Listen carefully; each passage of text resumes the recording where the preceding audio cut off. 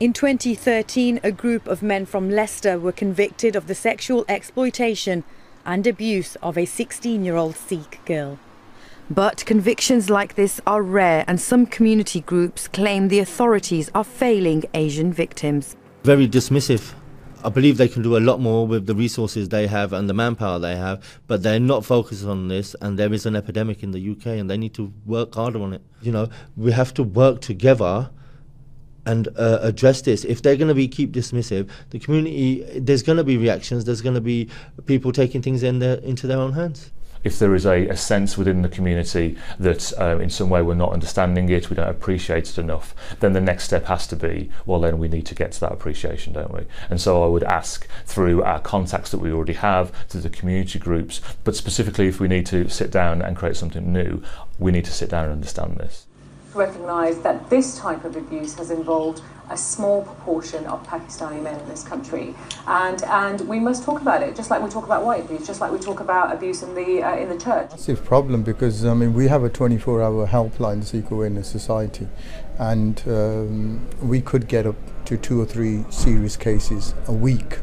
These are red alert cases where it affects 12, 13-year-old children who run away from home or are missing due to that abuse. Maya thought she was in love, but then things changed. He told her he was in trouble and needed her help.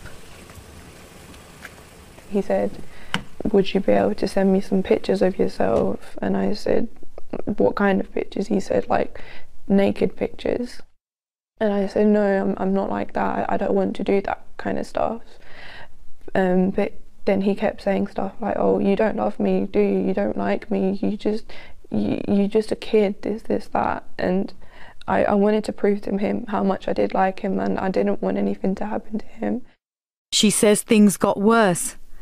He wanted her to sleep with other men to pay off his debts. I said, no, I don't want to do that. He kept saying to me, if you don't do that, I'm going to show those pictures that you sent to me to your parents. I'm going to show them around in school. You'll be hated. You won't be wanted anymore. So I went round to his after school one day, and he said it was just going to be this one guy, but it turned out to be these 3 different older men who I didn't know, and they were just giving me these pills, and they were giving me vodka and alcohol. There was nothing I could do to stop it, because if I did, my parents would be in trouble, and if I didn't, he would be in trouble. He passed me around like a cigarette, and when it was finished, he just blew me out and dumped me.